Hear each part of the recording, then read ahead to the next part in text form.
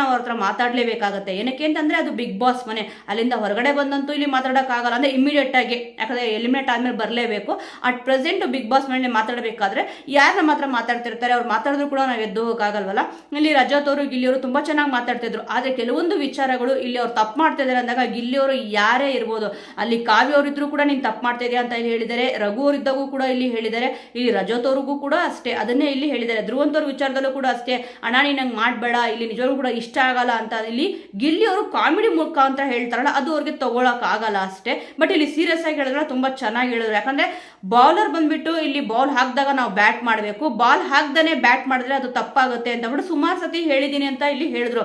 ಆದ್ರೆ ನೋಡಿ, ಕೆಲವೊಂದು ವಿಚಾರಗಳನ್ನ ಇಲ್ಲಿ ತೋರಿಸಿರಲ್ಲ ಅಂತ ಹೇಳ್ತೀವಲ್ಲ ಲೈವ್ ಅಲ್ಲಿ, ಎಲ್ಲಾ ವಿಚಾರಗಳು ಕೂಡ ಇಲ್ಲಿ ತೋರ್ಸಕ್ಕಾಗಲ್ಲ.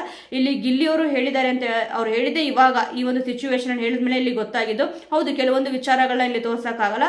ಇಲ್ಲಿ ಗಿಲ್ಲಿಯವ್ರು ಹೇಳಿದ್ದು ಕರೆಕ್ಟ್ ಆಗಿದ್ದ ಪಾಯಿಂಟ್ ಏನಪ್ಪಾ ಅಂತಂದ್ರೆ, ಎದುರುಗಡೆ ಇರೋರು ನಮ್ಮ ಅಟ್ಯಾಕ್ ಮಾಡಿದ್ರೆ ಮಾತಾಡೇ ನಾವಿಲ್ಲಿ ಅಟ್ಯಾಕ್ ಮಾಡಕ್ ಹೋಗ್ಬೇಕು. ಅದೇ ಸುಮ್ಮನೆ ಮಾತಾಡಬೇಕಾದ್ರೆ ಇಲ್ಲಿ ಅಂದ್ರೆ ಸುಮ್ಮನೆ ಹೋಗಿ ನಾವು ಅಟ್ಯಾಕ್ ಮಾಡಿದ್ರೆ ನಮ್ಮನ್ನ ಬೇರೆ ರೀತಿ ಅನ್ಕೊಂತಾರಲ್ವಾ. ನಿಜವಾಗ್ಲೂ ಕೂಡ ಏನಪ್ಪ ನನಗೆ ಹುಚ್ಚನೆ ಖರ್ಚುಬಿಟ್ಟಿದ್ಯಾ, ಸುಮ್ಮನೆ ಎಗರ್ಕೊಂಡು ಬರ್ತಾನಲ್ವಾ ಅಂತ ಕೂಡ ಇಲ್ಲಿ ಅನ್ಸ್ಬಿಡುತ್ತಲ್ವಾ. ಅದಕ್ಕೋಸ್ಕರ ಅಷ್ಟೇ ನಾನೊಂದು ಎಕ್ಸಾಂಪಲ್ ಕೊಟ್ಟಿದ್ದು. ಇಲ್ಲಿ ಬೌಲರ್ ಬಾಲ್ ಹಾಕದೆ ಬ್ಯಾಟ್ ಮಾಡಕ್ ಆಗಲ್ಲ ಅಂತ ಅಂದ್ರೆ ಇಲ್ಲಿ ಅಶ್ವಿನಿ ಅವ್ರು ಏನು ಕೂಡ ನಿಮ್ಮನ್ನ ಟಾರ್ಗೆಟ್ ಮಾಡಿಲ್ಲ, ನೀವ್ಯಾಕೆ ಇಲ್ಲಿ ಟಾರ್ಗೆಟ್ ಮಾಡ್ತಾ ಇದ್ದೀರಾ ಅಂತಂದ್ಬಿಟ್ಟು ಹೇಳ್ದಂಗೆ ಇತ್ತು. ಮತ್ತೆ ಎಲ್ರಿಗೂ ಕೂಡ ಗೇಮ್ ಅರ್ಥ ಆಗಿಲ್ಲ ಅಂತ ಇಲ್ಲಿ ಹೇಳಿದ್ರ.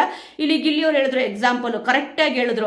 ಇಲ್ಲಿ ರಜತ್ ಅವ್ರು ಬಂದಾಗ ಒಂದೇ ಒಂದು ಗೇಮ್ ಕೂಡ ಇಲ್ಲಿ ಗೆಲ್ಲಿಲ್ಲ. ಆ ಒಂದು ಬಾಲ್ ಟಾಸ್ಕ್ ಬಂದಿದ್ದ ತಕ್ಷಣ ಇಲ್ಲಿ ಅವ್ರು 3 ಬಾಲ್ಗಳನ್ನ ಇಲ್ಲಿ ಹಾಕದೆ ಇದಕ್ಕಿಂತ ಒಂದು ಬೆಸ್ಟ್ ಎಕ್ಸಾಂಪಲ್ ಬೇಕಾಗಿಲ್ಲ ಅಂತ ಕೂಡ ಹೇಳಿದ್ರು. ಕರೆಕ್ಟ್ ಅವ್ರು ಹೇಳಿದ್ರು. ಒಂದು ಗೇಮ್ ಅಂತ ಹೇಳಿದ್ರೆ ಅದ್ರ ಪ್ರಕಾರ ತುಂಬಾ ಚೆನ್ನಾಗಿ ಆಡಿದ್ದಾರೆ. 10 ಗೇಮಲ್ಲಿ 8 ಗೇಮ್ ಗೆದ್ದಿದೆ ಅಂತ ಕೂಡ ಹೇಳಿದ್ರು. ಹೌದು, ತುಂಬಾ ಚೆನ್ನಾಗಿ ಇಲ್ಲಿ ಆಡ್ಕೊಂಡು ಬರ್ತಾ ಇದಾರೆ. ಅಂದ್ರೆ ಗಿಲ್ಲಿಯವ್ರು ಹೇಳಿದ್ರೆ ಏನೇ ಒಂದು ತಪ್ಪಿಲ್ಲ ಅಂತ ಕೂಡ ಇಲ್ಲಿ ಅನ್ನಿಸ್ತು. ನೆಕ್ಸ್ಟ್ ಇಲ್ಲಿ ಕಾವ್ಯರು ಬರ್ತಾರೆ. ಕಾವ್ಯ ಅವರು ಕೂಡ ಇಲ್ಲಿ ರಜತ್ ಅವ್ರ ಹೆಸರನ್ನ ತಗೋತಾರೆ. ನೋಡಿ, ಗಿಲ್ಲಿಯವ್ರದ್ದು ಕಾವ್ಯ ಅವ್ರದ್ದು ಒಂದೇ ತರ ಇಲ್ಲಿ ಒಪಿನಿಯನ್ ಆಯ್ತು.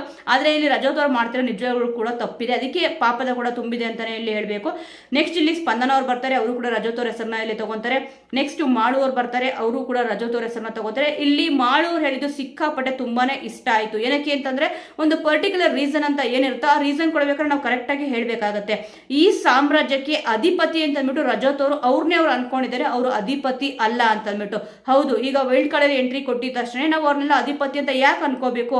ಅವ್ರ ಆಟನ ಇಲ್ಲಿ ಅವ್ರು ಆಡಕ್ ಬಂದಿದ್ದಾರೆ, ನಮ್ಮ ಆಟ ನಾವಿಲ್ಲಿ ಆಡಬೇಕು ಅಷ್ಟೇ. ಬಟ್ ರಜತ್ ಅವ್ರು ಕೆಲವೊಂದು ವಿಚಾರಗಳಲ್ಲಿ ನಾನು ಲಾಸ್ಟ್ ಸೀಸನ್ ಅಲ್ಲಿ ಇಲ್ಲಿ ಆಡಿದ್ದೀನಿ, ನನಗೆ ಎಲ್ಲಾ ಎಕ್ಸ್ಪೀರಿಯನ್ಸ್ ಇದೆ ಅಂತ ಅಂದ್ಬಿಟ್ಟು ಸ್ವಲ್ಪ ಎಲ್ಲೋ 1-2-3 ಕಡೆ ಸ್ವಲ್ಪ ಓವರ್ ಆಕ್ಟಿಂಗ್ ಮಾಡಿದ್ದು ಕೂಡ ಇಲ್ಲಿ ಇದೆ. ಅದಕ್ಕೆ ಇಲ್ಲಿ ಮಾಲು ಅವರು ಅದನ್ನು ಚೆನ್ನಾಗಿ ಅಬ್ಸರ್ವ್ ಮಾಡಿಬಿಟ್ಟು ಇಲ್ಲಿ ಈ ರೀತಿ ಹೇಳಿದ್ದು, ಈ ಸಾಮ್ರಾಜ್ಯಕ್ಕೆ ಅಧಿಪತಿ ತರ ಆಡೋದ್ ಬೇಕಾಗಿಲ್ಲ ಅವರು ಅಂತಂದ್ಬಿಟ್ಟು.